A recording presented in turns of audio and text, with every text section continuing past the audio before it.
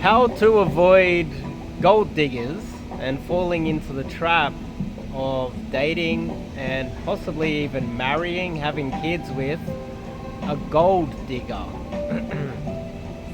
Now, this is a little bit more deep than most other videos that I'll make, because a lot of the men who have married a gold digger, even to this day, if they've been together for many years, they will never realize that their wife never loved them and still doesn't really love them, because she shows so many real signs that she's in love with him, she needs him, but in reality, she just loves the lifestyle. She loves what he can provide, and she cannot discern the difference between the man and the lifestyle. And now, that is, in a way, okay for the wealthy man. Sorry, hopefully this music's not too loud. It's usually okay as long as he remains successful until he dies. She has a bunch of kids, they build this little empire, they have a whole bunch of kids that are going to grow up wealthy, and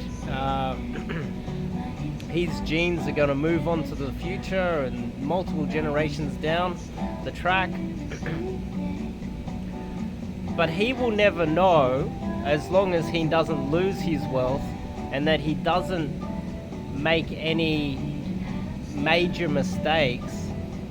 She was happy to just be with him for his money almost forever, when she isn't or never really was entirely in love with him. And it's hard to tell the difference.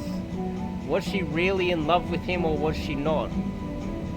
And one thing I've learned from growing up amongst multiple generations of women, so for instance, my parents got divorced when I was probably 1 year old, and my mum was a single mother and we're living in the ghetto. Both my aunties were also failed women. They couldn't keep their men. Both my aunties had, one had 2 daughters, the other one had another daughter. I had a whole bunch of cousins. I've got a sister. My grandmother couldn't keep her man either.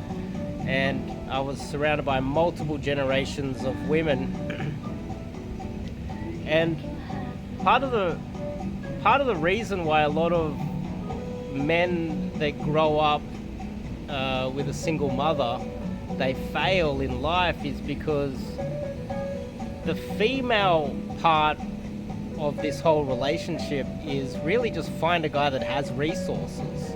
If she is totally and utter useless, which is, dare I say it, a large percentage of women worldwide, their career strategy is just find a guy that has the means to give her a lifestyle. For instance, my mother went to her, she remarried not too long ago,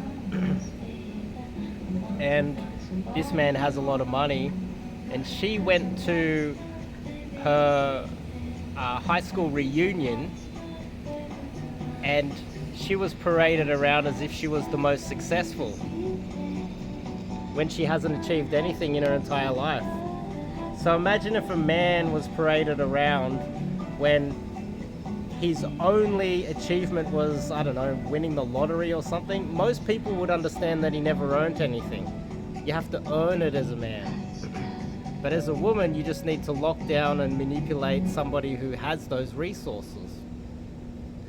And let's just make it very clear, that's not all women. There's a large percentage, I don't know what the percentage is, I don't know the actual data on it, but there's a large percentage of women who aren't gold diggers. They legitimately are boss babes. They will wash the dishes, they will do the manual labor, they will wait tables, and they'll do it with a smile on their face, and it doesn't matter how much money you have, they'll be happy. They are still a large percentage of society.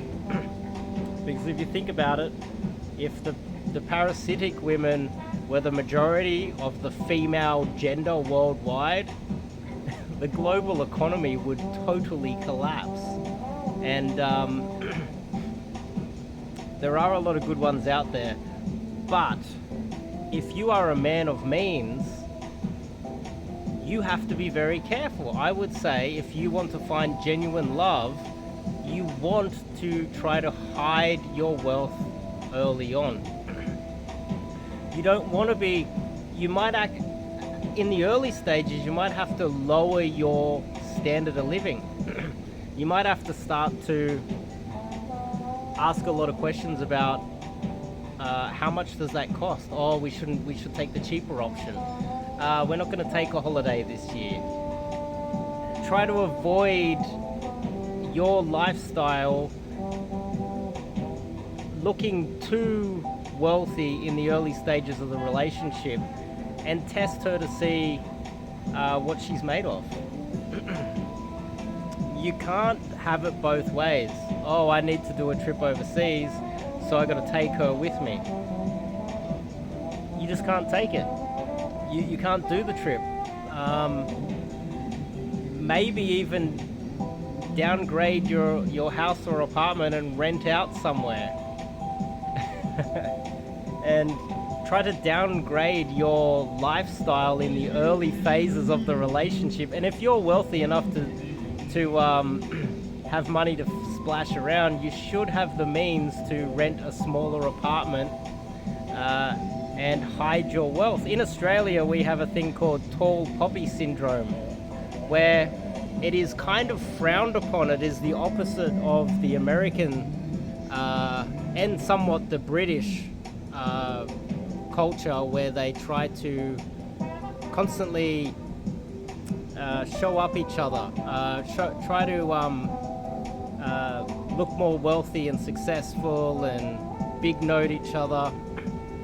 In Australia, it's kind of the opposite. If you try to let everyone around you know that you are wealthy, then it's kind of frowned upon. It really is.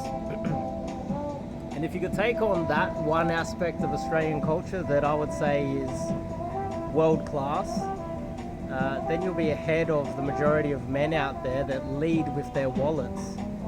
And there's a lot of men out there that have money, but they don't realize that they're leading with their wallets. They're going out to expensive restaurants without even realizing that they are that expensive, and that she wouldn't be able to afford to go to the restaurant herself. You're gonna have to start eating sushi. You're gonna have to start getting some takeaway and eating it in the park. You're going to have to start eating at home. Because wouldn't you want to find true love anyway? Wouldn't you? Sure. If you are the type of guy who doesn't really care as long as you have a good time, and I think some men would feel that way, but I think you should be careful, because later on in your life, if you lose most of your money, you're going to lose her, and you're going to be wrecked. So there is another part of this as well that I think is important, is the moment the relationship starts to get serious and you think that this is the girl that you're going to spend the rest of your life with, and you are certain that you will never break up, that's the moment that you need to start hiding your assets. You move in together. That's when you start removing the money from your bank account and pretending that you're spending it on gambling or something, and hiding it somewhere in a trust. Send it to some island in some, tax haven on the other side of the world under somebody else's name, and hide it. and start moving your money away and hiding it from her early on in the relationship. All of your profits moving forward should start to be hidden. That is what the wise men do, especially in this day and age. So it's a little bit of a ramble, but I think it all ties in quite well. Hopefully that makes sense. If you've got money, be careful out there. Just be very careful. It's really important that you be careful. I'll see you guys in the next video.